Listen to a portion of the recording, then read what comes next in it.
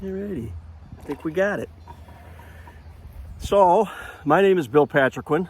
I am the bass player for Misty Blues. And this is the final installment of What Would Misty Blues Say? I have the questions here in front of me. I'm going to answer some questions. Let me fire up my iPad.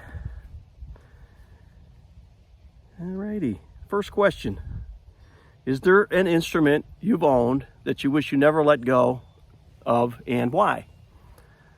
It's an interesting question.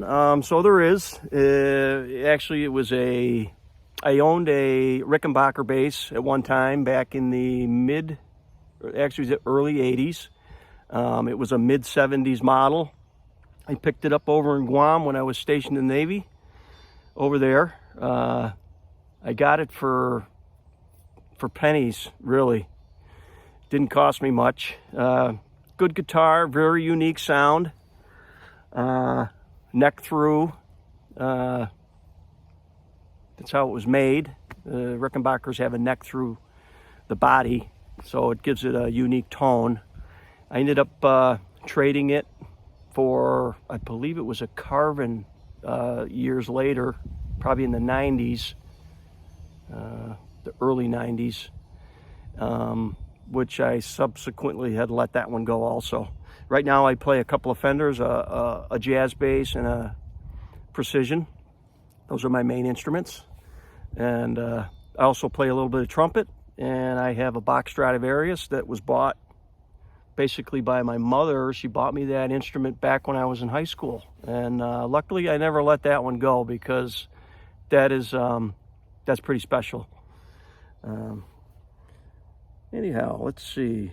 Next question. Who was your favorite farm team bass player for Misty Blues? Okay, so there really is no favorites. We don't like to be calling out favorites. Misty Blues has a very talented group of farm team players that come in and help us out.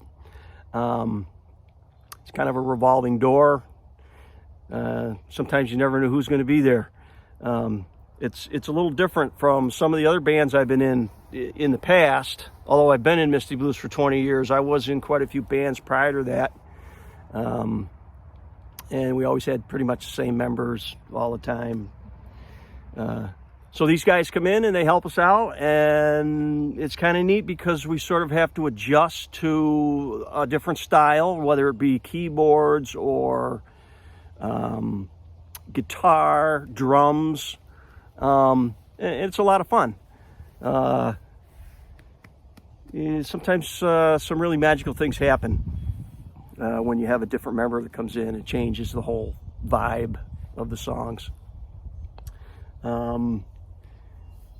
Let's see, David Tone. I could probably single him out as one of my favorites, because he's just so eclectic what he does, and we have a lot of fun. Alrighty, let's see. Next question. Your deep knowledge and talent of working with stained glass is simply incredible. Really? Thank you. What is the most challenging stained glass project you've worked on? And which are you the most proud of? Okay, so let's see. I've been doing stained glass for over 20 years. I work for a studio out of North Adams, and then I have worked with a number of people since 2007, different studios located around the Northeast.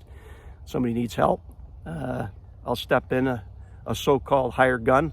And so I've been involved in literally hundreds of projects. So I'll single a few out. The 4 Elements window is a Tiffany window that we did, and that's down in Cambridge, Mass at I think it's the first. Hold on, I'm doing the video. Sorry, my wife. Let's see. 4 Elements, Cambridge, Tiffany, beautiful window. If you're ever down there, First Church, check it out. Another project, Pennsylvania State Capitol. I glazed hundreds of windows for that project. Very challenging, not very interesting windows. Basically lay lights that went in some of the chambers. Judson Memorial down in the Village. Those are John Lafarge windows. extremely interesting windows. If you're ever down there at Judson in the Village, check those windows out. One more, I was involved in a large project, St. Thomas Cathedral, 5th Avenue, New York City. And in that church, we reglazed most of the windows. It was a huge project, a lot of studios involved, but the studio I worked with, he got some windows that came out of the pastor's office, and they were just extremely unique. They used Norman slab glass, very thick, lush, interesting glass, and the glazing technique was something new that we hadn't worked with. So yeah, I'd have to say that was probably, it was challenging and it was very rewarding, those two windows. Alrighty, next question. How long have you been playing the trumpet, and to what do you attribute your trumpet playing success? So, I think I was maybe in the 3rd grade. That's when I started playing trumpet.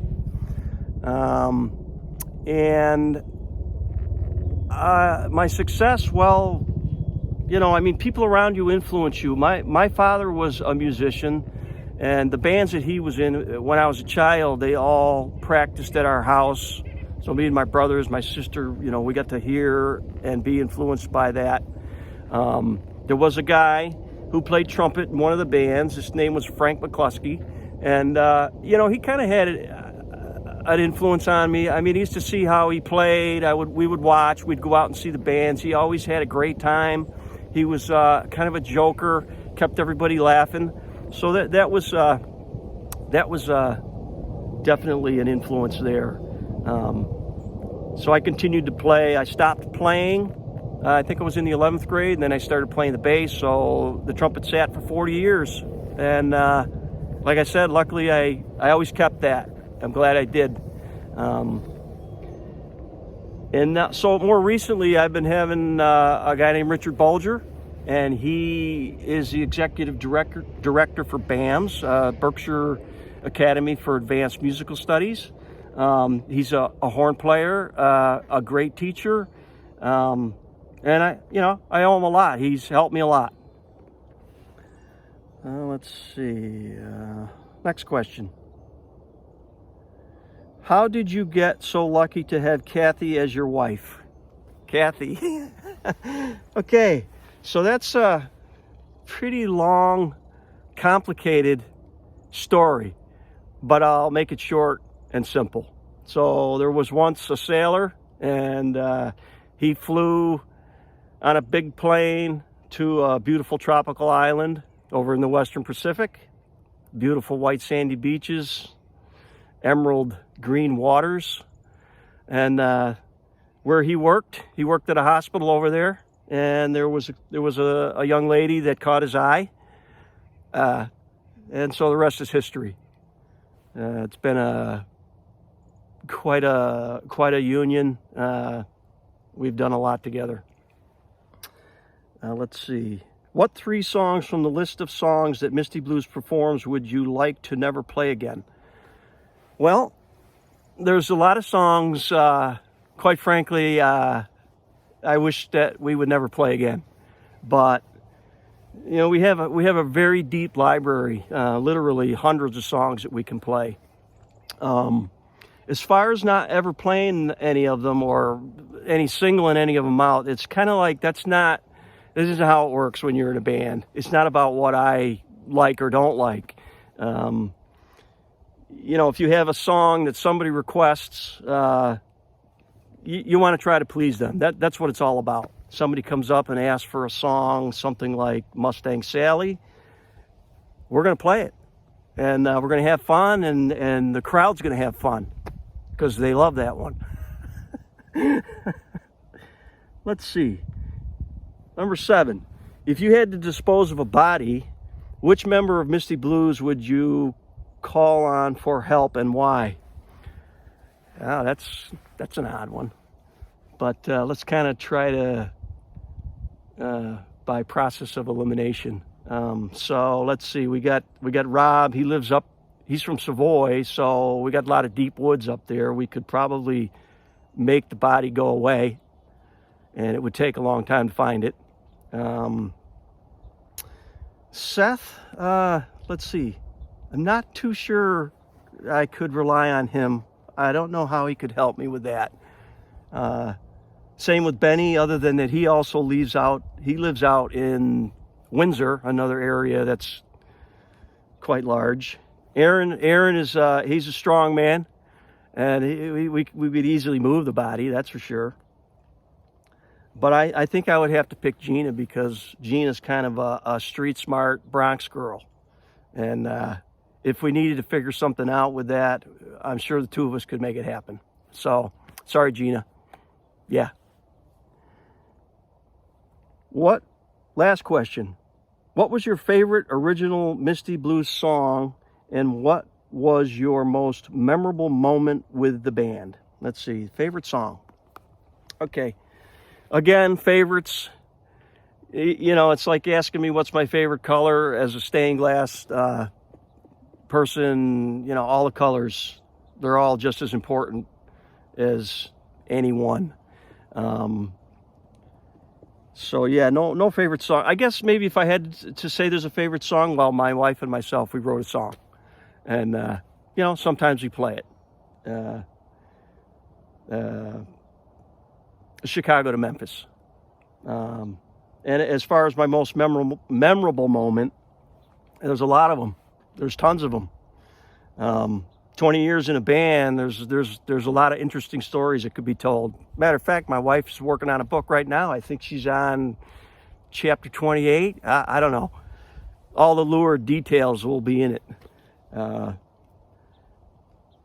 I would say Memphis. Obviously, we went down there and we competed with against 200 other bands, plus 200 plus other bands from around the world, and we made it to the top 8.